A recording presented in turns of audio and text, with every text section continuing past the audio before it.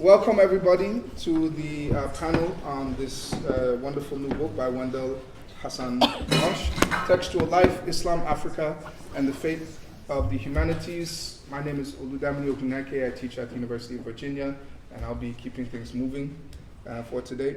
Today we have a really, really distinguished panel, actually. This is probably the panel I'm the most proud to be a part of. We have with Professor Shobana Shankar at Stony Brook, SUNY Stony Brook. She's the author of 4 books and another one coming out soon, I think, and founder and co-editor of the book series African Religion, Social Realities, Ohio Press. Most recently published work is Uneasy Embrace, Africa, India, and the Spectre of Race. She's currently working on a project on the complex economic and cultural exchanges between Nigeria and India. Next, we'll hear from Professor Mauro Nobili, professor at the University of Illinois Urbana, Champaign, in the Department of History. He's the author of 2 wonderful books, most recently, The Chronicles of 2 West African Kingdoms, the Tarikh Ibn Mukhtar, the Songhai Empire, and Tarikh al-Fatash of the Caliphate of Hamdallah with Zachary Wright. He's currently working on a book on Ahmed al-Bakai and Heinrich Barth. And next we have Professor Ariela Marcus-Sells at Elon University, who's an associate professor of religious studies and author of numerous articles and a very cool book, which I got to review, Sorcery or Science, Contesting Knowledge and Practice in West African Sufi Texts, 2022, Penn State University Press. And she's currently working on another book and several articles on Mauritanian scholars, including one article on Musa Kamara. So our presenters will have, our panelists will have 10 minutes to respond. I will signal you when you have 2 minutes left, and then give a cutoff signal. We'll go in the order in which we are seated, and then we'll give Professor Marsh a chance to respond. Please, Professor Shankar. Okay, good afternoon. I think we're all happily here to celebrate Wendell's achievement in this book. And I've had the pleasure of reading this book in different stages, and it has only ever impressed me, and it has gotten even better since the last version that I read. So congratulations on this achievement. And the book has become a work that I think, as I read it, reread it, that I wish that I had more time to sit and read with and think about, rather than just doing things with it, which is something that he talks about in the book of what we do with texts. So unfortunately, I'm going to do something with the book for a little while, but I will treat it differently next time I read it. So for me as a historian, this is vital reading, and I commend it or recommend it to all historians because it makes me ask very self-consciously, what have I done with texts, and what am I doing when I'm studying and teaching texts? What am I extracting, and why? And what am I not listening to the writer say, or not say? And there are many ways to read this book, as Professor Lowe has said, but I want to promote it as vitally important for historians who have a special relationship to texts, and even a particular kind of focus that is a desire for the text to be something that is fundamentally different than, I think, the production of Shaykh Musa himself. And this raises all kinds of possibilities for how historians of Africa and the African diaspora might understand religion as the love of study, of contemplation, and of devotion.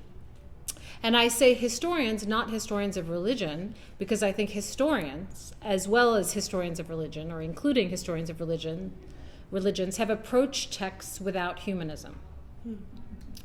And this is the importance, I think, of Wendell's book. He shows how and why the technocratic approach to text itself took hold at a specific historical movement in Senegal's history around World War II, and how that has also come under challenge in the present, in these sort of cycles of how we read and approach text. Maybe not cycles, but different epochs. So I want to focus on the strengths of the book and highlight some of the details, and then raise a few questions. As Professor Lowe mentioned, one of the major points of the book is that Wendell states on page 4 that colonialism was always a crisis of the humanities. And that time has come again, or as we are in this moment, contending with the humanities. And he illustrates this point in a lot of different ways. As I've mentioned, this engineering paradigm of knowledge that was very anti-humanistic, especially around World War II, and Wendell writes, the colonial philologist was replaced by the bureaucrat ethnographer. And I think scholars of Africa and the diaspora have to ask themselves, are they bureaucrat ethnographers to some degree, or philologists? Wendell also talks about the primacy of oral Africa, who served the interests or served the desires of the bureaucrat ethnographer, and who made Kamara an oddity, an author of 30 books, known only to specialists, which, to get back to something that Professor Lowe said, is really, a certain form of violence, that he's only known to specialists. And again, as a crisis of the humanities, is a crisis of the humanities, I think, defined by what's happening in this book, is when texts are used to do things, not necessarily to learn things or to understand the world or oneself better.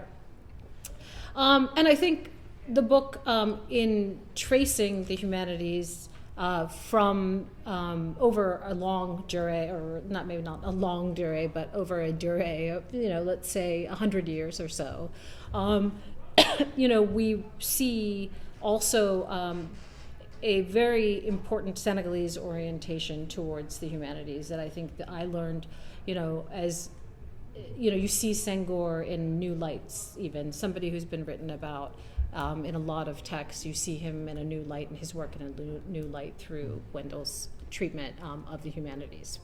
The second strength of the book is, I would argue, a deeper grounded historicization of Islam in West Africa. It comes through in this book.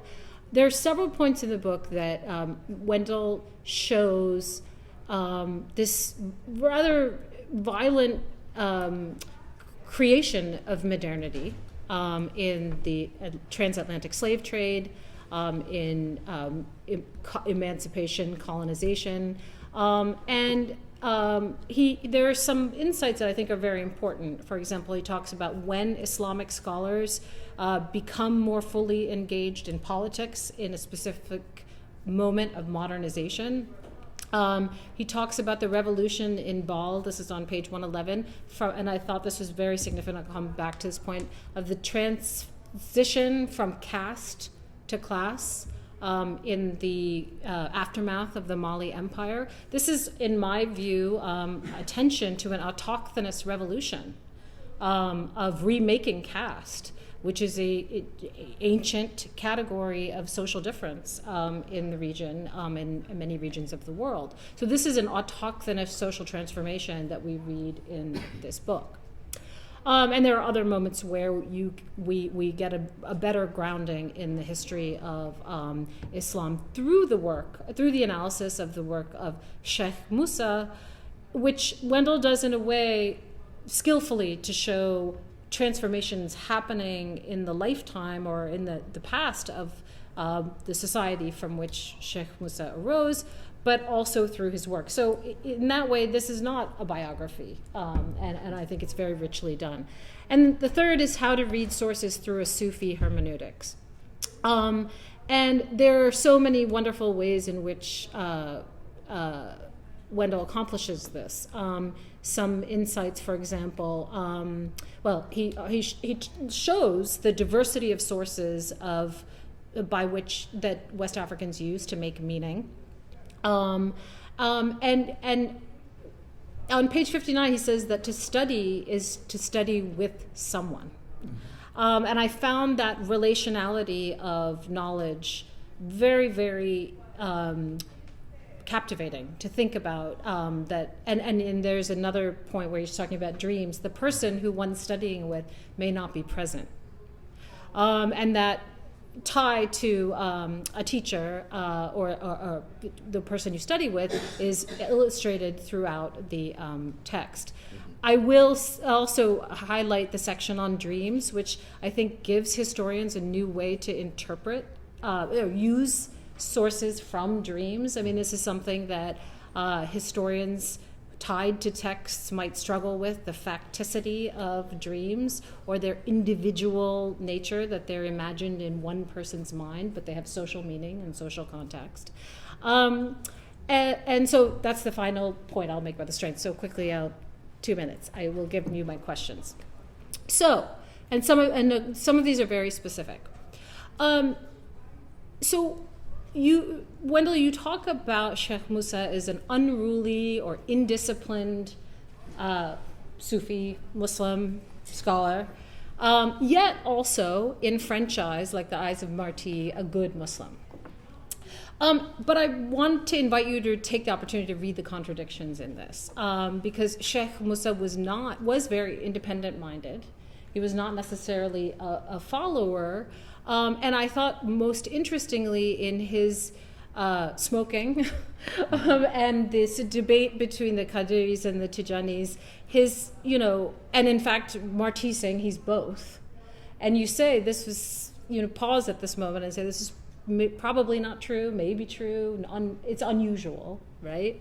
But read this back into the foregoing discussion that came before that about things that may be in dreams or impossible or improbable, or that are confusing rather than clarifying. And to me, it demonstrated also that the problem of facticity in colonial sources, that Marti is saying that Shaykh Musa is both Qadiri and Tijani, right? So I would just ask you to say more about that, because that was a very interesting moment where it also shows Shaykh Musa to be a person who destabilizes some of the categories. Second point, I think there's a lot here about caste. And what is driving the focus in contemporary Senegal on Shaykh Musa's caste? Is this an incomplete revolution that caste is still so important? And I'll just, for sake of time, the third, something because of my own research I'm very interested in, is Shaykh Musa's discussion of the unity of Abrahamic religions, the coming together, one of his final works. He asks the French he seeks their permission to write an instructional text for Muslims. And you kind of explain this as, some part related to the colonial context. But also, it seems like an unusual text to want to write for someone like Shaykh Musa, who didn't learn through this way, right, of how he came to his own being. Are there other ways to read that? Is it to reestablish a relationship between pupil and teacher by writing a text that is instructing young people, essentially, how to be Muslim? So I'll conclude there, but thank you once again for writing this wonderful book. Thank you. Thank you very much.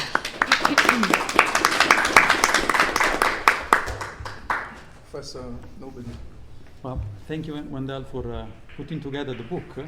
I remember, I think the first time I met you in person was in Dakar at IFAN. Well, I assume you're working on Musa Kamara's manuscript, so it's great to be here actually celebrating the book. So what I'll give you is a little bit of my reading of your book. And I would say, kind of starting with a little joke, that in your book there is a Zahir explicit reading and a Batin hidden one.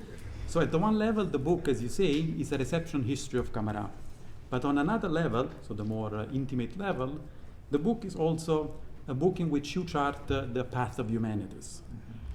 Now, to the possible disappointment of the audience and of you, I will focus on the explicit meaning of the book. And I highlight how the differential readings, as you say it, of Musa Kamara provide a unique opportunity to complexify the often oversimplified connection between colonial power and knowledge production, to better evaluate the relationship with colonial scholars administrators, to use Harrison's definition, and local intellectuals to reappreciate the colonial nature of many of the Islamic manuscripts from West Africa that escape simplified dichotomies that are encapsulated by the watertight conceptualization of the colonial library and the Islamic library. But also to explore the ambiguities of nationalist discourses and the re-emergence under new avatars, as Jean-Louis Triot already used as a term in 2014, of the conceptualization of Senegalese Islam, this time colored with positive connotation and not the derogative ones that characterize the definition of Islam noir. So in other words, following the tale of Kamara's text, using your word, is tantamount to follow the history of knowledge production in colonial and post-colonial Senegal. So in my reading on your book, I will forfeit your chapterization, if there is such a word in the English language, and start with the perception that Kamara emerges in the book as a quintessential colonial subject. You have, and I apologize for the long quotation, his lifespan tracks with the expansion of French colonization in the region. While his youth was marked by instability of organized resistance to what was understood in the region as Christian rule, Kamara came to his intellectual maturity at the dawn of the so-called Pax Gallica in West Africa, the peak of French administration of much of West Africa, and the third episode in the narrative of Senegalese modernity.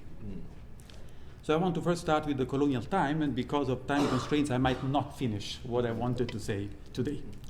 So clearly Kamara had an existence outside of the colonial archive, to which allude in chapters 1 and 2. I will get back in my questions to those chapters. But he appears on the scene in the 1910s when his name emerges in what you call surveillance ethnography. It is likely around this time, as suggested by Jean Schmitz, that Kamara started his relationship also with that cohort of colonial scholars administrators, the likes of Taudas, Maurice Delafosse, Henri Gaden, which are that small group of philologists, I'm quoting from you, that though fully implicated in the engineering project of colonialism, devoted themselves to a form of study and contemplation that defined the mandates of instrumentalist value and the criteria of efficiency. So these were Orientalists who believed in the possibility of knowing West Africans through the exploration of written Arabic text, and were substantially involved in the process of collection and translation of Arabic local sources. So this Orientalist project was mostly successful, and I would actually argue it started with Tombouctou, the iconic archive, as my friend Susanna Mollins-Liter has defined it. So it was Heinrich Barth's discovery of the Tariq al-Sudani in the 1850s. Félix Dubois' encounter with the so-called Tariq al-Fattash, the Phantom Book of the Sudan, he called it, in 1894. These are discoveries, so-called discoveries, that created excitement and expectations in Western audience first, and in colonial administration then, that resulted in the search and identification of manuscripts of these works. Published evidence of the, in the archive documents the existence of this search, as well as in Arabic manuscript. In fact, they reflect these requests that come from the colonial administration. Then they were eventually translated in French, 1898 Tariq al-Sudan, and 1913 in the Tariq al-Fattash. And these works became a must read, basically, for everybody interested in the history and then of the then colonized West Africa. It is kind of interesting that exactly in the same year when the last of these major Orientalist works were published, 1913, the French Governor General William Ponty issued an announcement in which he made very clearly explicit the connection between the Orientalist project and French colonialism. I have a long quote here that I will not read. The substance of the quote is that we need to apply, says Ponty, that knowledge is produced by the sociology of Islam and the Orientalists of France and of all Europe in order to better know and better control our colonial subjects. So it is in this climate that Kamara was tasked with the writing of his monumental Zuhur al-Basatin, which is at the center of your research. And the disappointing history of the non-publication constitutes one of the core arguments, stories behind the construction of your analysis of Kamara. The issue is that by then, the Orientalist season was ending. So the textual approach to the study of the colonized people that had generated the request for the writing of Kamara's chronicle was already in decline. So there is a temporal nuance here that I think is in a way lost in the different chapters in your book. Because while largely overlapping, the Orientalist approach slightly precedes the one that you, Wendell, calls, referring to Burke, the sociology of Islam approach, which was based on direct monitoring of individual Muslims and the assumption of the possibility of studying, through such selective surveillance, Islam as a social phenomenon. So the former, meaning the Orientalist season, dominated that phase of colonialism that was that of expansion and consolidation, when the field was unfamiliar and difficult to observe directly. The latter, the sociology of Islam, was a characteristic of the heydays of colonization. It was marked not only by established political and economic domination, but also by epistemic hubris of surveillance ethnography. So Kamara's failure must be understood in this context of paradigm shift, which left him engaging with an approach to study Muslim colonial subjects that was in decline within the system of colonial production of knowledge. In other words, Kamara was a latecomer in the Orientalist season. But the establishment of the sociology of Islam and the victory of the Islam noir paradigm, with its fantasy of black illiteracy, as you put it in your preface to the book, led to the oblivion of the Arabic manuscript in the mainstream discourses of African societies. Eventually, it is only by the beginning of the 21st century that the reappraisal of Arabic and Ajami manuscripts as internal sources for African history has become a welcome addition to Africanist historiography. And this manuscript found its way into the many works of the past 20 years, including obviously my work, that you very nicely actually describe in terms of the different approach to the study of the manuscripts in your introduction. So such sources have been kind of saluted as the antidote to the pervasive nature of the colonial library, a concept that was obviously introduced by Mudimbe and underlies your book consistently. So capturing the complex meaning of Mudimbe's colonial library, Zubairu Wai defines it as the immense body of text and systems of representation that has over the centuries collectively invented and continues to invent Africa as a paradigm of difference and alterity. As such, this repertoire of symbols and perceived knowledge has informed the production of discourses on and about Africa, what Mudimbe calls Africanism. However, as Usman Khan highlighted in his seminal Non-Europhone Intellectual, the colonial library is not the only space of meaning in Africa. Khan argues that there is another library, other windows into different epistemological orders.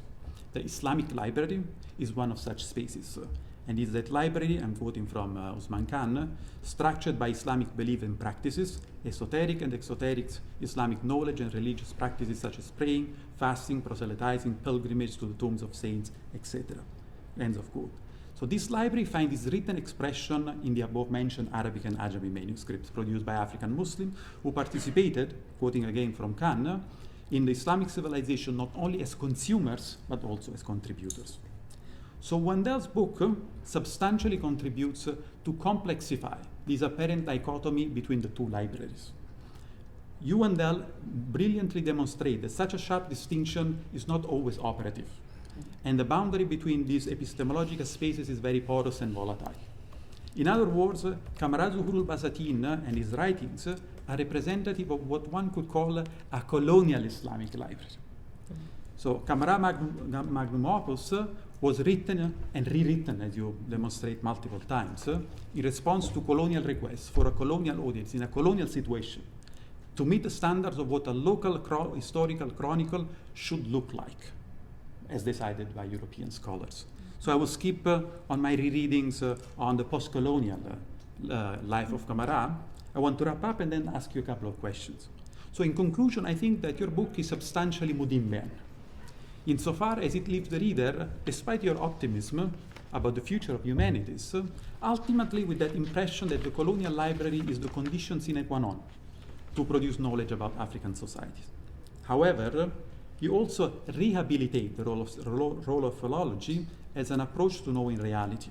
This is an approach that has become, you say, useless, meaning it is not anymore a privileged instrument of colonial domination, nor of any other form of contemporary oppression.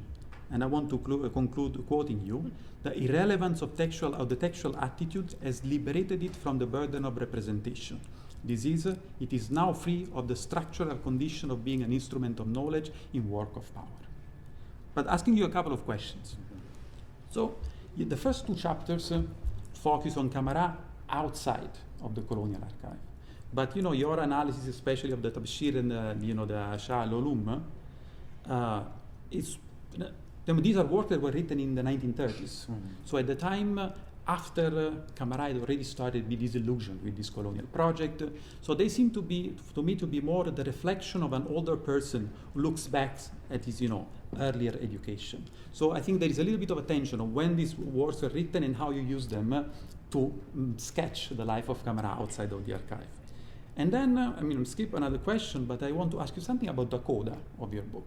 So in your epilogue, what I understand is that you talk about the disappearance of Kamara. The students, in St. Louis don't know anymore about Kamara. And you say that basically between when you started the work and when you gave the lecture in 2024, shows that the conjuncture, I'm quoting, that they find the 10 years or so that have conditioned to appear, that have conditioned to the appearance of this book has ended. So am I wrong? Is your coda about the fact that Kamara is not relevant anymore after these reusages in post-2012? Can you tell us a little bit more about Kamara today? Thank you.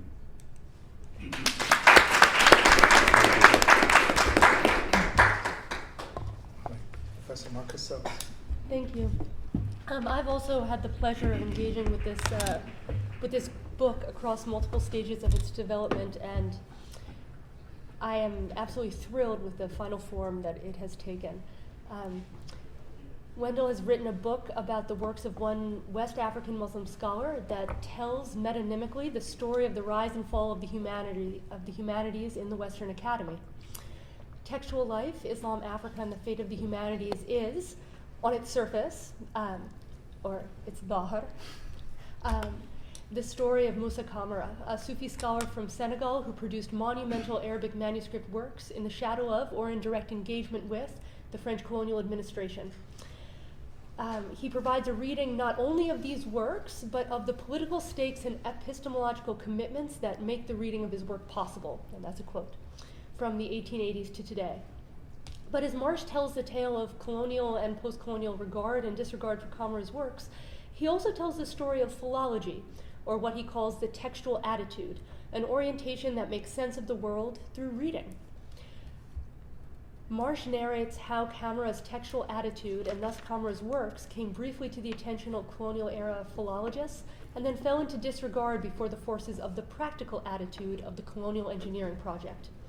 This engineering project valued knowledge only in the form of expertise that could leverage the greatest possible return on the investment in the enterprise of conquest, pacification, and administration of colonial territory. So Wendell's book is, therefore, a parable for our fate as humanists in the academy. Like Kamara, we too were offered a window that privileged knowledge drawn from the deep contemplation of texts as an orientation towards making sense of life, albeit one that ranked texts and their value according to presumed developmentalist hierarchies. And we too are watching that window crumble in the face of a practical attitude that views knowledge as valuable only in the form of an enterprise that can leverage a return within a global political economy. So this book, with its masterful reading of post-colonial theory and attention to historical, religious studies, and literary approaches, charts both a literary history of one African intellectual and our own histories as intellectuals. As part of this book, Wendell theorizes a text as something that is excessive of communication, right? That exceeds the goal of transferring information from one place to another. And it's hard to communicate to just what an extent this book itself is excessive of communication, right? And part of that excess, of that abundance of meaning within this book is its rich organizational structure, which unfolds across 6 chapters. Each chapter uses a specific genre of text to address a sequential period of Kamara's life and legacy, while offering an analysis of a different set of political and epistemological circumstances. So the first chapter begins with Kamara's autobiography, or tarjuma. Somewhat ironically, this chapter uses one of the last texts that Kamara authored to address simultaneously the earliest part of Kamara's life, including his early studies and the indigenous traditions, both written and oral, that informed Kamara's approach to knowledge. This is also the chapter where Marsh offers his fullest analysis of texts as both oral and written compositions that, as I said, exceed communication. The textual attitude as a classical orientation towards knowledge that has developed along trajectories globally, along different trajectories globally, and philology. That last term he defines movingly as, quote, neither the technical discipline that is ancillary to the activity of the professional historian, nor is the antiquated soft science that leverages knowledge of textual artifacts for elaborating and projecting religio-racial hierarchy into the world, but rather something bigger and bolder than that, a human tradition across historical time and cultural difference, as indeed the love of study, meaning the contemplation of meaningfully composed texts, whether written or oral. Chapter 2 then turns to the dreams and visions embedded in Kamara's texts, which Wendell uses to address the period of Kamara's career as a Sufi teacher before he entered the Colonial Archive in 1918. So this was a dynamic period leading up to the First World War that saw the emergence of the end of a series of jihads, the second wave of French military conquest, and the establishment of hybrid colonial Islamic institutions.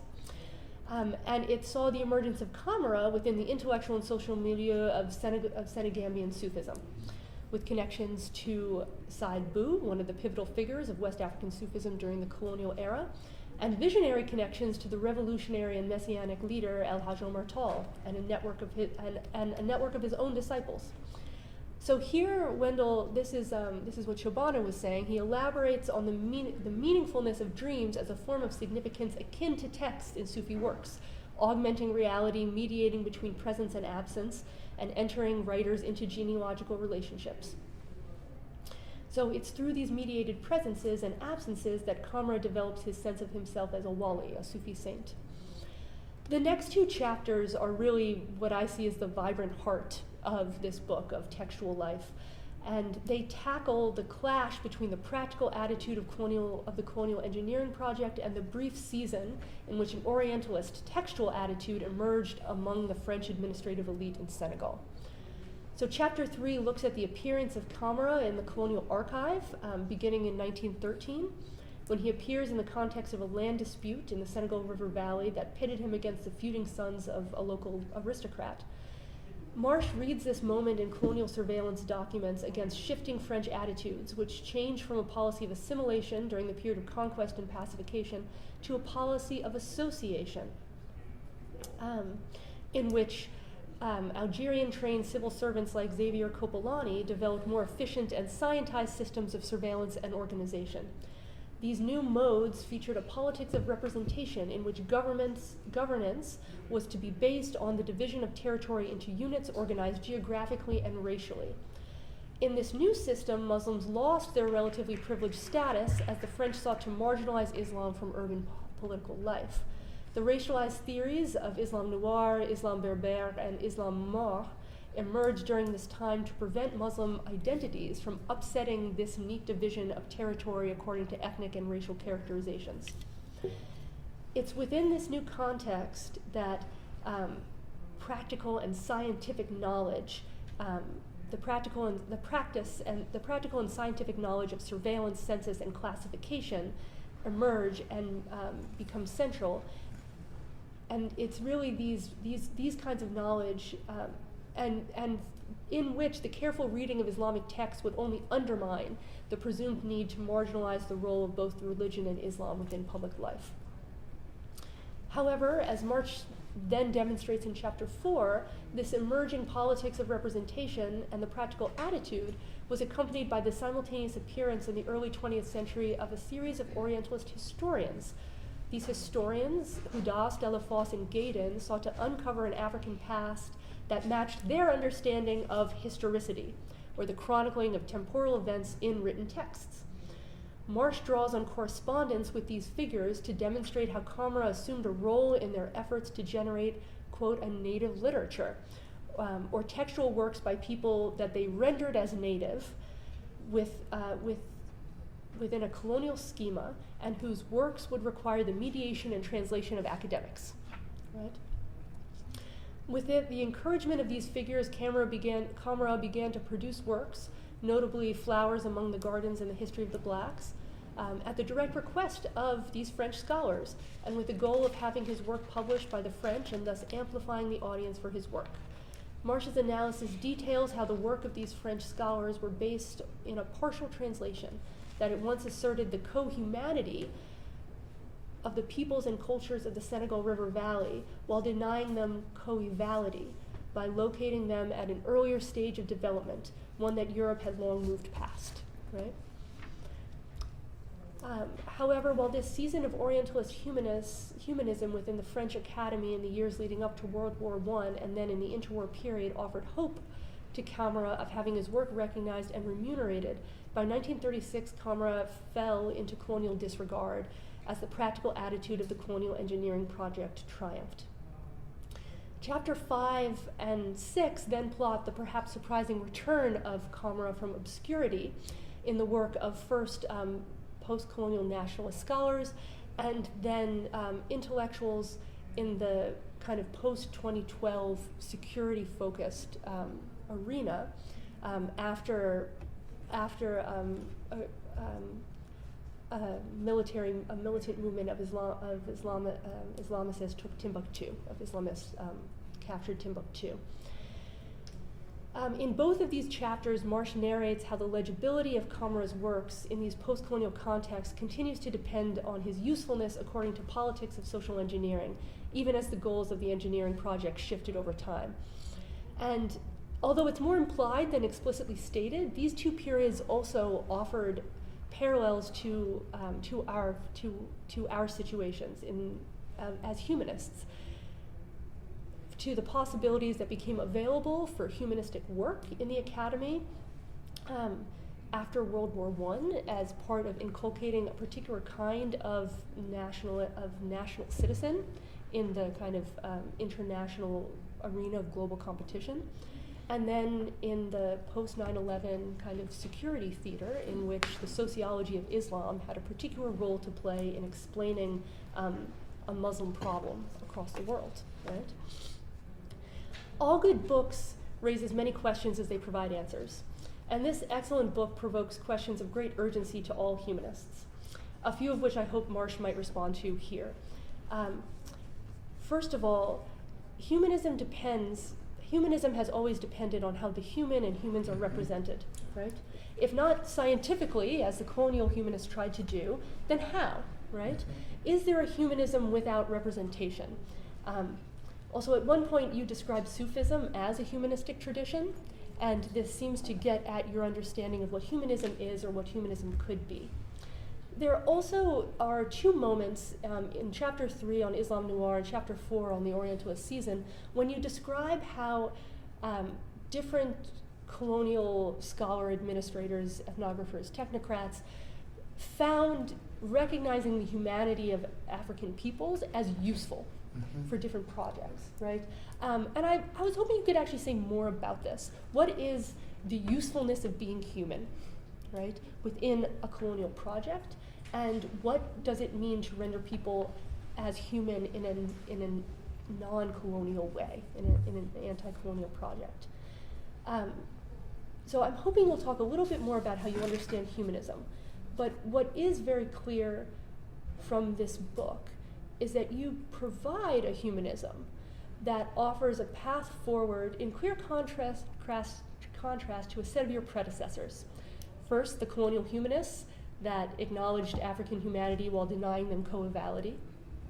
The post-colonial criticism of Edward Said, whose incisive and necessary analysis strangely discourages the project of making meaning through textual study. And to quote you, a growing trend in scholarship on Islam and Africa that emphasizes the mutual exclusivity of Europhone and non-Europhone traditions of learning. In contrast, Wendell offers his reading of Kamara as the basis for a humanism of commensality, which locates the textual attitude as both an indigenous Islamic and African orientation to knowledge and an ambitious, often contradictory, but perhaps redeemable impulse within the colonial and post-colonial academy. This is your most important offering to me, which you both describe and perform. It is, to quote you again, a mode of deep reading that can do justice to the diversity of the world's expressive cultures and traditions of thought, that goes beyond the fetishization of exotic difference, the rendering of culture into specimens of scientific study, and ultimately the dehumanization of the other. Humanities that live up to their name.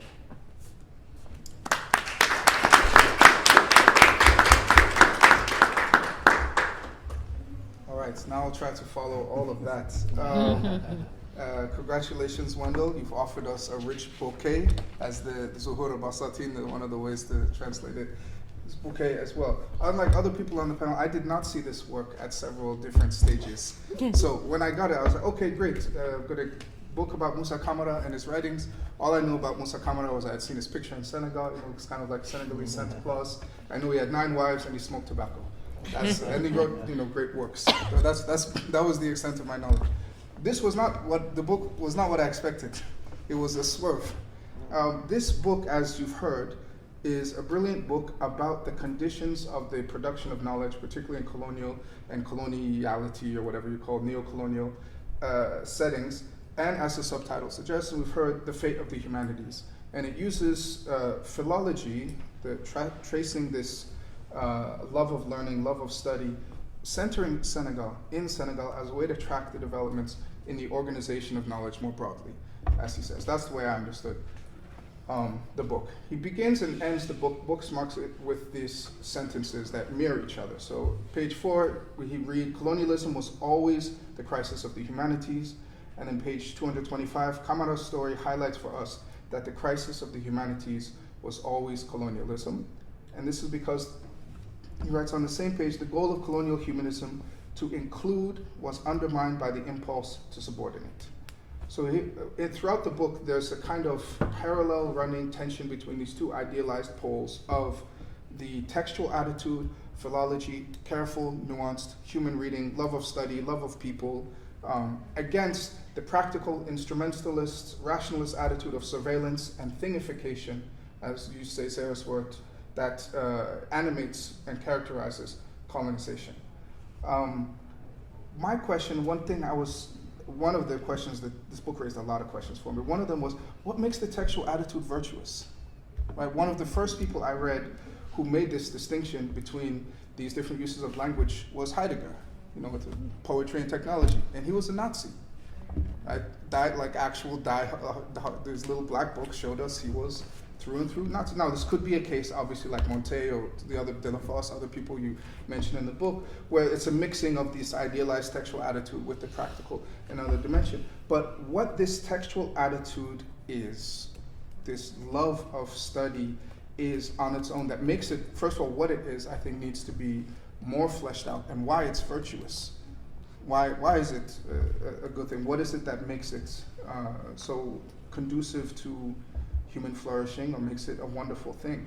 I think this could have been done, so going back to Professor Lowe's thing, through some close readings of Kamara's work, situating it in the context of other works of scholars in the region, and then also tracing the ways in which this, not just scholarship about Kamara, colonial scholarship, this goes to Professor Nobili's talk, changed under different conditions, but the ways in which Arabic and Ajami language scholarship also transformed and changed during this period. Kamara, he's unique. He's a one-off. They broke the mold when they made him. But there are a lot of other, he was preceded by a lot of other unique scholars, and he's inheriting a tradition, changing it, just as those scholars are inheriting a tradition, changing it, and these people who are writing now in Arabic continue to inherit a tradition and change it. But I do think that this work can serve as a really important muqaddimah or prolegamenon, I can never pronounce that word, probably, to maybe perhaps such a work, which I think is really needed. I did find this history, what Professor Marcus-Sells called the heart of the book, the receptions and politics, and even chapter 5 and chapter 6 as well too. The receptions and politics and the uses to which Kamara's legacy and work were put extremely illuminating, and it prompted a number of self-critical reflections, like Professor Shankar said, on my own work and our work, generally as Africanists. So one thing that actually, I'll start with things that made me feel good, and then go to things made, remarkable thing that made me feel good is I always, whenever I turn in an article or book manuscript or something, I always get in trouble for my huge block quotes. I love huge block quotes translated. I hate paraphrasing things, partly because I love translating poetry, but when I saw in Kamara his what you called his penchant for compilation and commentary, I recognized myself, and probably because I had some tiny bit of similar training, that okay, this is where this is coming from. I'm not just bad at paraphrasing. This is a stylistic thing. So that it was nice seeing that out explained where it was coming from and why people had a problem with it. That was really nice. Another kind of funny thing was when Kamara was worried about writing the history, he was worried about the moral hazard of gossiping and backbiting and engaging in slander and insulting God's friends and engaging in gossip. This reminded me of Okat Pipitek's famous dismissal of anthropology as dirty gossip. The passage that really brought me up short, though, was when you discussed the French colonial book prizes and writing prizes, which were, and I'll read it here because it's just too good. In 1931, the colonial government announced a literary prize for native authors that included an award of 3,000 francs.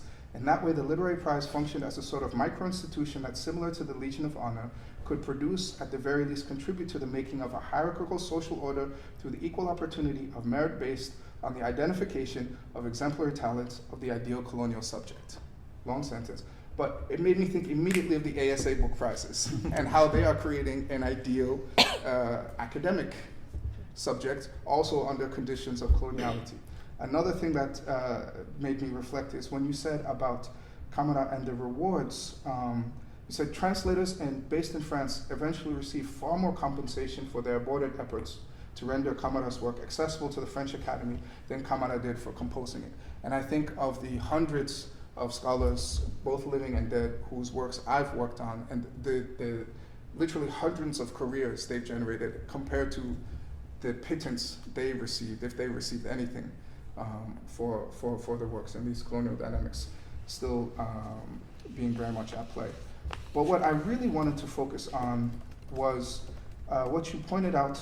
You said what made Hudas's work in particular characteristically Orientalist was that even though he methodically determined the language of the text and then translated it into French, his commentary evaluates the text only in terms that are relevant and important to his own intellectual context. Right? And as other people have mentioned, the contemporary study of Islam in Africa is still dominated by historians, history, anthropologists, poli-sci, security studies, especially now, by the sociology of Islam, that is surveillance, ethnography, and history. Most of the texts that are studied and copied, what gets attention today, the kinds of studies that are funded, that people pay attention to, it still follows this model. What gets ignored often is poetry. People translate texts, whether from Arabic or Hausa or whatever, they'll just leave out all of the poems as if they were just an add-on to the text. Teaching texts, a lot of theological and Sufi metaphysical texts, so this is kind of changing now, prayer collections, devotional works, just comparatively sidelined and ignored. I think this dynamic was summed up. William Carlos Williams has a great line of a poem. He said, "It's difficult to get the news from poems, yet men die miserably every day for lack of what is found there." And I see this dynamic in the current scholarship on Islam in Africa. But I also see it in this work as well. No poems. He wrote so many poems. And even the dreams, we get like a little bit of the account of the dreams, and I don't know his work that well, but there's so much more that can be written and said about the dream. So I say, okay, here's a wali, and I had to go back and read chapter 2 like 2-3 times. Like, how did he become a wali? What was his fact? Usually there's some account of the fact of this, and so these were things that I wanted to see more of. My final provocation, so I'd like to hold up a mirror. You can't see your own eyes without a mirror, so I want us to think about what this book is doing, what this panel is doing, what we are doing, given the incredible insights that you did, of the ways in which Kamara's legacy was abused for particular purposes. So what are we doing with it? What are you trying to do with this book? What are we trying to do with it? So in the book, you identified 3 responses, heuristically, of African humanism to Western so-called humanism. One was Amadou Hampate's Ba's argument of presence out of absence. So remind these oral traditions, look, this stuff you said doesn't exist, look, it's here, it exists. Right? The other was Amar Sam's kind of combining Leopold Sédar Senghor and Cheikh Anta Diop's different responses, but of inclusion, but still in kind of Hegelian colonial terms. The third one was Wologam's refusal, self-regard. So it's like, okay, you're going to call me a plagiarist, forget you, I'm going to go become a Tijani Sheikh and like chase off anybody who tries to come visit me. Then what strategy does this book enact? Is it charting a fourth way? Is it doing something else? And how does it do this? Achille Mbembe, in his, I think it's in Necropolitics, he characterizes different internal and external critiques of Western humanism. So the internal ones, he says, like Césaire or Fanon or Winter or Glissant, they tend to emphasize the desire to destroy at the core of the Western humanist project, especially when it's animated with the racist passion flares up. But there's no question of repudiating the idea of man or the human once and for all. The external critiques he identifies as coming in three versions. The first is, or really two versions, he says two. The Afrocentric, which sets out to demystify, he says, the universalist pretensions of Western humanism and lay the foundations for knowledge endowed with categories and concepts drawn from the history of Africa. The second and third come from Afro-pessimist and Afro-futurist trends. And these ones question the very category of the human. Both in different ways. The Afro-pessimist, like, it's always been bad, it's always against, there's always an other, it's always been us, and so we just burn it all down and end the world. The Afro-futurist, as it says, the human is obsolete. Let's move beyond the human. So my question to you, how do you respond to Mbembe's categorization and provocation of this? Because I think your book speaks directly to this in some interesting ways. Is there a humanities after the human? What is the vision of the human, or al-insan, that animates Kamara's work? And is it the same as that animated Hudas and De La Fosse's? Is it different? How does that difference matter? So these are all kind of ways of asking the question, what are the conditions and the politics that are shaping this book's focus? So you can't necessarily ask a book to interrogate itself. That'd be some weird Borsian, like, you know, the Yoruba, we have a problem. It doesn't matter how sharp the knife is, it can't cut its own handle. But you're not the book, so I can ask you to do that now. The Coda actually starts to do this, which I found very interesting. I'm almost over time, so I'm just going to close with this. At the end, near the end of the book, you say, I'm less interested in the decolonization of knowledge than I am in knowledge that decolonizes. What does that mean? Where is this knowledge? What is this knowledge that decolonizes, and where is it? Where is it located? And finally, I'd like to thank you for a really interesting, thought-provoking read, and I agree with you partially about your optimistic conclusion about the fate of the humanities, maybe perhaps for different reasons. But I do think that what you characterize in the work as the textual attitude is alive and well in many ways outside the academy or in different academies where people are engaging with texts, with orature in really compelling ways. People are still memorizing and reciting Quran, Odu Ifa, poetry in a really sustained fashion that I think was what characterized what you call the textual attitude in this. Anyway, I'll stop there. Thank you very much. So this is an incredibly rich set of questions and reflections on a work that, you know, I've spent many years on. So first and foremost, even if I'm unable to respond to the questions, I want to express a profound gratitude for just the seriousness with which you all have read the work. It is to have such brilliant people take it so seriously, spend time with it, and think it through so thoughtfully. This is, why, or a large part of why I do the work that I do. So this is extremely satisfying. So thank you all very much. I couldn't have imagined a better set of interlocutors in this conversation. So thank you. I'm going to try to answer group some of the questions because I think there are themes that cut across them.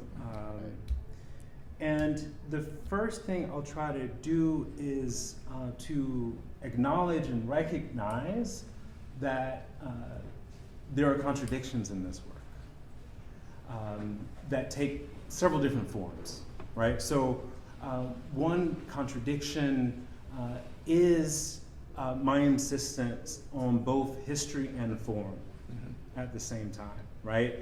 And at certain moments, I lean a little bit more in toward the historical, and other moments I lean more towards the formal, and I go back and forth in between. So, for example, one of the points that you make, Mauro, about using chapters written in the kind of closing years of his life to talk about the earlier period. Now, this breaks a very basic historical method, right? That, you know, these texts aren't necessarily, we have to be even more skeptical given that they're not written, they're not coming from the time that we're interested in, right? But I think, as Ariela was pointing out, especially in those first two chapters, I'm really trying to attend to form. And, you know, as cultural objects always have kind of primary and secondary elements, or rather, whenever we attend to cultural objects, we kind of have to make choices about what's going to be our primary and what's going to be our secondary when we're reading them. I think in those first two chapters in particular, you know, I really said, okay, I am approaching Kamara's autobiography with a view toward a kind of literary theory and what is a text? And that was the question I was interested in. In chapter 2, I said, okay, I'm taking a religious studies approach to think through what he's saying about dreams, because I know that historians, by and large, but there's some problems, and Shobana, you were pointing this out about, like, what do we do with dreams as historical evidence? Well, it just so happens that religious studies scholars have thought a lot about this. And so I'm in that chapter, I'm trying to kind of approach it in that way. And so each chapter, I'm kind of using a different lens, putting on a different hat. Even though the book, on the kind of Zahiri level, on the apparent level, is historical. It follows this chronological arc, but that may have been as much rhetorical as anything, right? Rhetorical in the sense that chronology does give us a structure that is fairly coherent. It is true that I'm doing a lot of complicated things in the book, and a straightforward chronology allowed me to do a lot of that complicated stuff in a way that was even remotely sensible, you know, sensible. And so I acknowledge that depending on your own interests and investments at different parts of the book, one might emphasize kind of a different element. And I think that's fair. And I would say, to some extent, that was intentional. Some of it wasn't, it's just a byproduct, but some of it was intentional, right? And I think this goes to the very important problems and provocations that Professor Lowe, you started us off with, which are absolutely fundamental, right? This book is not a very rigorous, deep study of all of Kamara's texts, right? That work remains to be done, right? What my hope is with this work is that it will attract more people, more energy, more resources, more attention toward Shaykh Musa Kamara in particular, and to the abundant Arabic literary heritage of West Africa, and to do so with a more sophisticated sensibility, right? More than anything, I understood that my contribution to make to this field is actually thinking about reading, right? That is kind of something I spend time with. That's a part of my training in comparative literature. And so actively, I hope that some of the questions you raise about, and also Oludamini, the context, the tradition, the debate, the conversations, some of this is found actually in the work of Abdul Malal Diop, the Senegalese scholar who has just a massive dissertation that is very rich, and I relied on in so many ways. But there's still more work to do. And so what I'm hoping is that future projects, and also with other people who have other kinds of expertise, that we can actually develop this body of scholarship in kind of Kamara studies that the Sheikh deserves, right? And that, I hope that we see. I think in the coda, I kind of point to different directions of questions that belong to kind of this field. And so in so many ways, I'm just kind of gesturing to certain possibilities. But I do feel quite certain, right, that what I'm doing is usually we do the empirical first, then we theorize, but my strategy has been to do what I can do now and help attract people to this field. So that was around the kind of contradictions that are kind of throughout the work, and the tensions, and we talked about the limitations. Let me kind of jump to something that kind of between Oludamini and Ariela, the questions around humanism, of what is there humanism without representation of the human, kind of where do I stand in these debates about the human within African studies and beyond.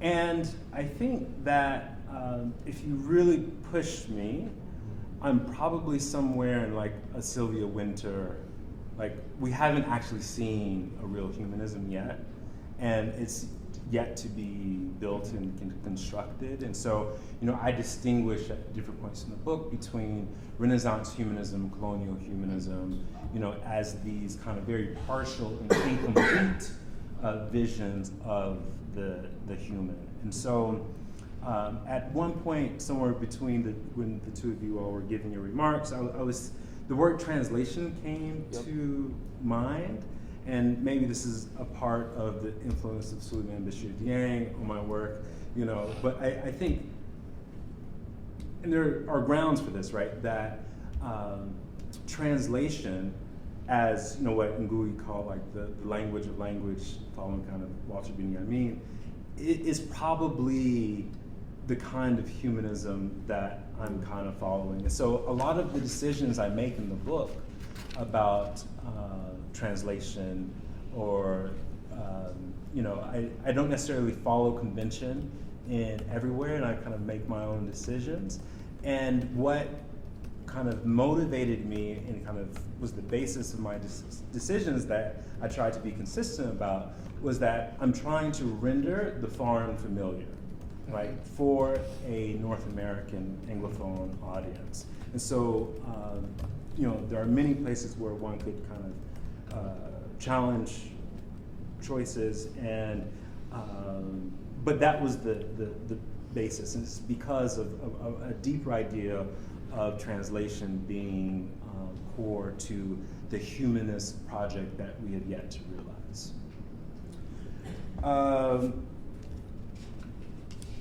The knowledge that decolonizes, so there I'm thinking with this little kind of manifesto by Le Patterson on the third university is possible.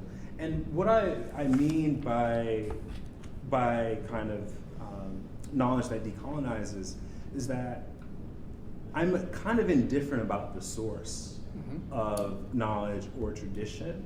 I'm interested in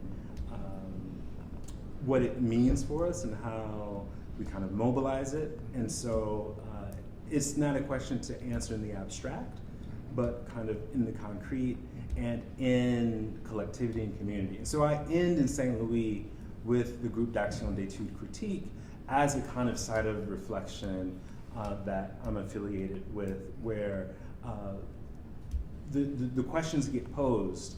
And it is not necessarily the case that whenever you pose the question of what is the human, the answer will be the same, right? But I'm interested in asking the question in different sites with different people and responding to that. So I do want to give folks maybe a chance to ask questions. Let me just see if there's maybe one other theme I can pull out here. Maybe there's the question about Kamara's unruliness, how he's a destabilizing figure, which I actually want to tie to Mauro's question about, is he now no longer relevant, given what I say about the talk in 2024 or 23. They're blending together, starting to blend together for me. But, and this also goes back to the question of caste, right? So one of the, maybe last year, year before last, I was in Dakar, and I was speaking to a Senegalese scholar who's worked in the US, and I was telling him about the project, and he's very familiar with the zone of Fouta Toro around the Senegal River Valley. And as I was talking to him, I could see an unease, right? He was uncomfortable. He was physically kind of uncomfortable. And he was clearly wanting to say something without saying something to me about Kamara and understanding how he related to the rest of the kind of cultural space. And more or less, he said, I think he used the word outsider, if I'm not mistaken, right? And, Kamara scholars have dealt with the question of whether or not he was of enslaved origin or enslaved descent. And Abdul Malal Job makes a convincing argument for me that that was not necessarily the case. But I think the critique, as we've seen in so many other cases, of like the accusation, because the nature of West African social formation, it's not necessarily impossible to identify an argument. I mean, the nature of genealogy itself is that you can make arguments that go in many different ways, right, if you're a master of that craft, right? And for someone who had a critical voice and who was critical of caste hierarchy, as Kamara was, he writes an entire work where he's really challenging the use of caste as a way of organizing hierarchy in society, that this was a critique that could, or a way of dismissing the critiques, right? And so I am starting to think of Kamara as a certain limit of global Black studies, right? So as someone interested in like African diaspora, right? Someone who wrote a monumental work of history, who was of slave descent, that would actually make him even more interesting, right, in the diasporic context, right? Whereas in the Senegalese context, as kind of testified to the unease of the scholar who I was talking to, actually the question of even potential slave descent is a reason perhaps really to explain his lack of circulation, or just kind of a reason actually not to put an emphasis on him. Or if I could respond, usually what I find happens is, so Sheikh Ramyas, he was accused of being a blacksmith descent. Yeah. So usually what happens is somebody will say something Yeah. that makes people uncomfortable. Right. And as a result of that discomfort that's generated, then you get these ancestral lineage insults Right. that are hurled against you. To say, so it's almost, how do I put it? It's like somebody does something you don't like, you insult their mama, Yeah. right? It kind of explains it, but it's almost a cart Yeah. before the horse Yeah. kind of thing. Yeah. So you find this when people make claims that are socially disruptive, that you often get these genealogical insults. Just as if somebody's trying to make a name for themselves. You know, if you want to make a name for somebody, you like what they're doing, you'll give them genealogical praise. Right. Well, and didn't he also critique in History of the Blacks people inventing genealogies? Yes, he did. Right. Which I didn't get to bring up, but I wanted to bring that up. Yeah. So, but this is the point, that like he was disruptive. Yeah. He was disruptive. He was unruly, and so that's why that kind of remains as a shroud. And I think maybe we can open up for questions now. We've got about 20 minutes. Kimberly?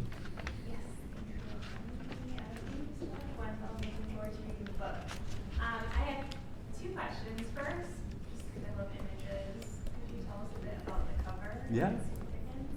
And then second, just to kind of play off of the same theme, the Zahir and the Batin, which came first for you. So, I mean, you spoke about that a little bit, but, you know, in terms of, you know, was it Shaykh Musa Kamara first, or was it, you know, this intervention in the humanities? And how did you kind of bring them together? Obviously, I should read the book to see that, right? But I am curious, like, you know, when you were envisioning the book, what came first? so when I started writing like the book proper, by that point I had already written the dissertation, and I had kind of decided that making the dissertation to a book was not going to work, because the dissertation was actually 3 books that, you know, was only loosely held together, and so the book comes out of kind of an article that I wrote in Africa, and I was working on Kamara. I'd been working on Kamara for a long time, but it was kind of through studying Kamara, but also kind of being present in my own historical moment and reflecting about what kind of intervention, how did Kamara speak to my own moment. I think that's when that other layer kind of took shape, and because I think he, you know, Kamara in many ways has been my teacher, like even at the level of epistemology, in the sense that, you know, I kind of really studied at an earlier stage when I was like studying Arabic. It was reading Kamara's texts that how I kind of developed you know, my knowledge of Arabic after a certain point, and you know, just spending so much time that has been he's taught me, you know. And so one of the questions that I think eventually came up was, what does Kamara have to teach in general? And so the parable, right, which is a literary form that is always speaking at 2 levels at least, was a form that allowed me to do that.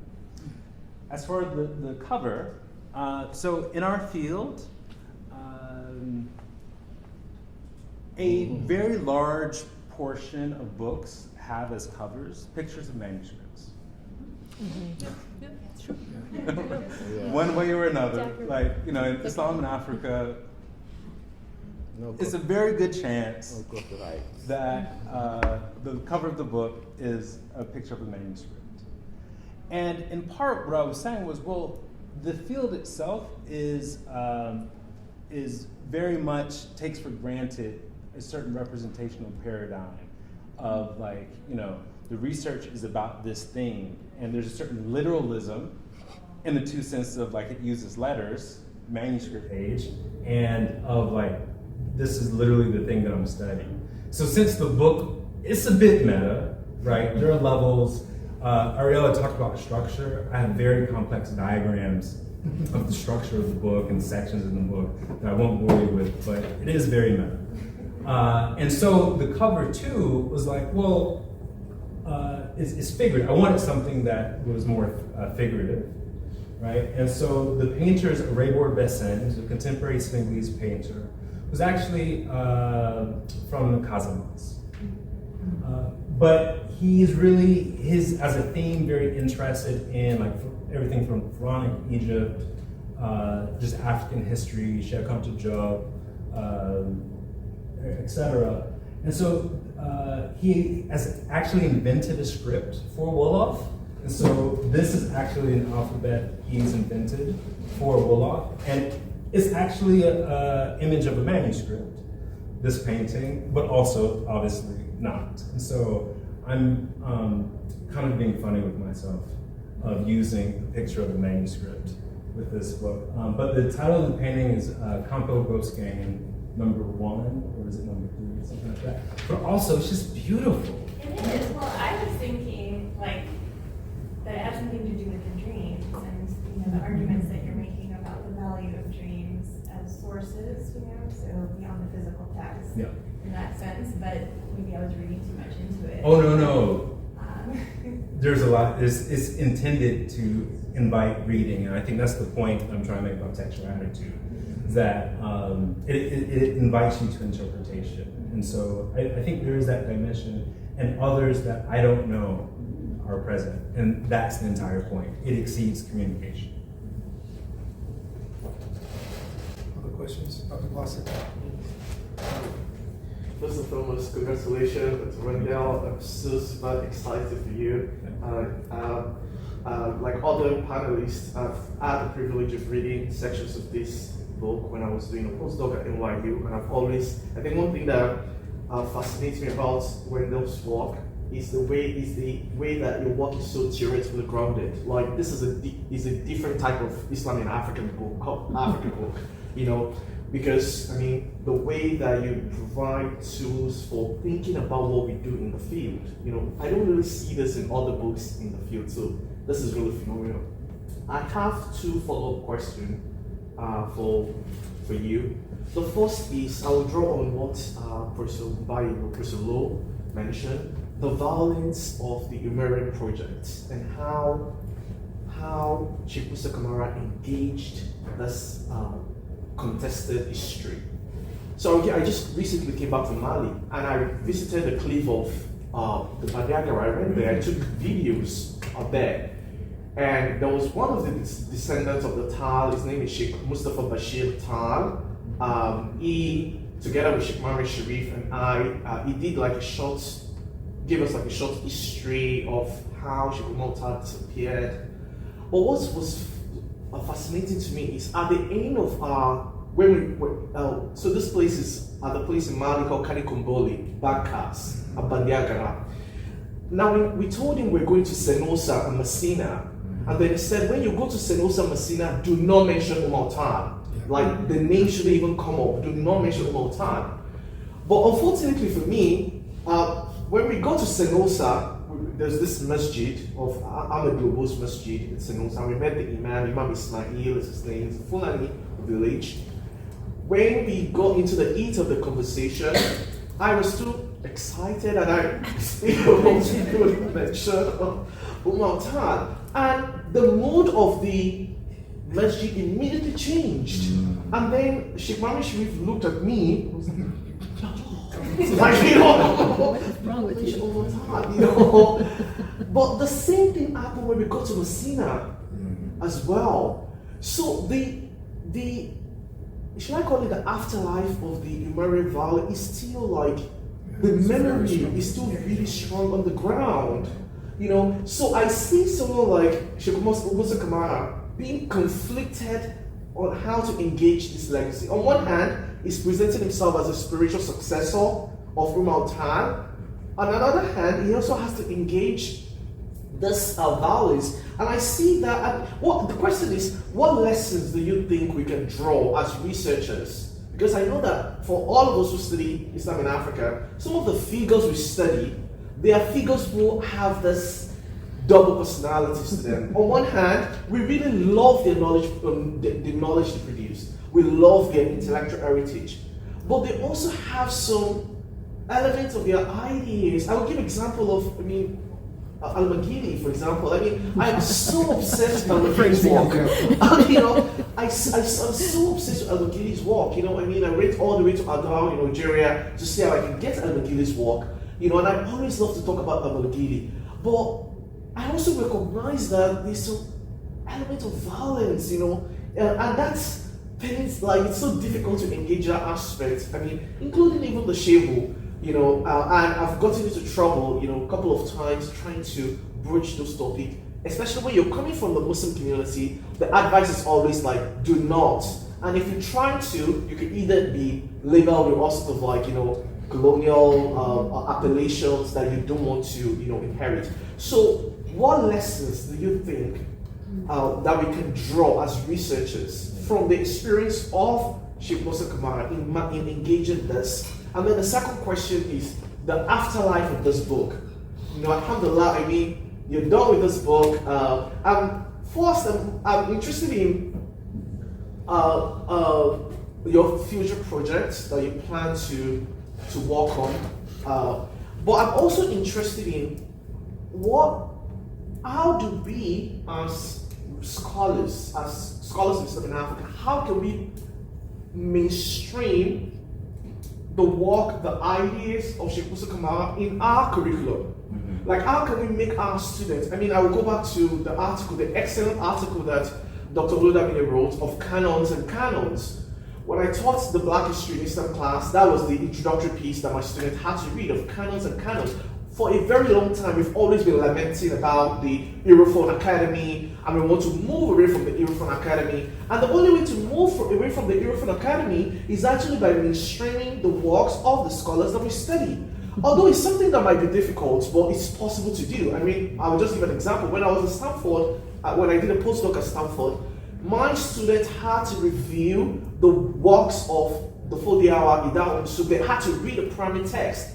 Do you see the possibility of mainstreaming Kamara's work in the humanities canon and mainstreaming it here? Not talking about like for the student to engage the text in its actual primary source. Do you see that possibility? That's the second question. Thank you. Yeah, absolutely. So one thing I will give a shout out for the Maktaba project that Mauro has been working on with translations, transliterations, contextual essays. Ariela has a wonderful essay in that series that I taught in my classes, the translation and the contextual essay. So that's a really great resource that Mauro has developed with other colleagues, and I think that work will certainly continue. I, with Professor Lowe, hopefully will have some kind of projects to think about of not simply making the text available, right, but using them as apertures for seeing the world, right? So resources for our thinking. And it's at an early stage, but that's ultimately, I think, is the thing is to really use the technology that's available. It's not just about digitizing the text and making it available, but really using like computational methods and what have you to like invent new things with these resources. And so that's something that Saeed Buspina, who's translated the first volume that published of the history of the Blacks, so that's to come. I also want to put a little plug, if that's okay. And, it seems like I put you there as a layup. But so my wife, Jamila Malika, is an artist, and she had this great idea of doing a bit of an art project. She does text off page. And so if you're reading the book and you're annotating it, I want to invite you to take a picture of the annotations of the book.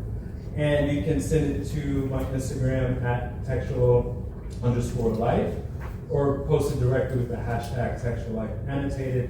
And she's gonna do some artsy thing with the annotations of the book. So that's one way of putting the work in different kinds of circulations. I'm very interested in more and more in art. I curated an exhibit last year, Powers of the Unseen. I originally started thinking about art just because as a classroom thing, because the experience of an object just does something, right? It creates a different temporality, it creates its own space, and so I'm really interested in art and bringing that into our work in different ways. So that's one kind of little thing that we're working on. And in terms of your question about what lessons to draw from Kamara, well, I think it's the fact that he both is critical and he celebrates. Like, he doesn't shy away from the contradiction, right? He actually says both, that there was an just unacceptable loss of Muslim life in the Umayyan campaigns, right? And he is an absolutely fundamental kind of spiritual, intellectual leader that must be kind of followed, right? And he says both of those things. And I think as academics in particular, I think we have to actually be okay with the contradiction, the ambivalence. You know, I talk about differential reading, right? It's not about to pull out the meaning of the text, right? But to bring out these tensions that are at work in any given text, right? And to bring out that texture. And so I think that's the lesson, is actually, what was it, Fred Moten says, consent not to a single being, right? That, like, there's multiplicity and we should embrace that. On that note, thank you everyone for attending this panel. Thank you all so much.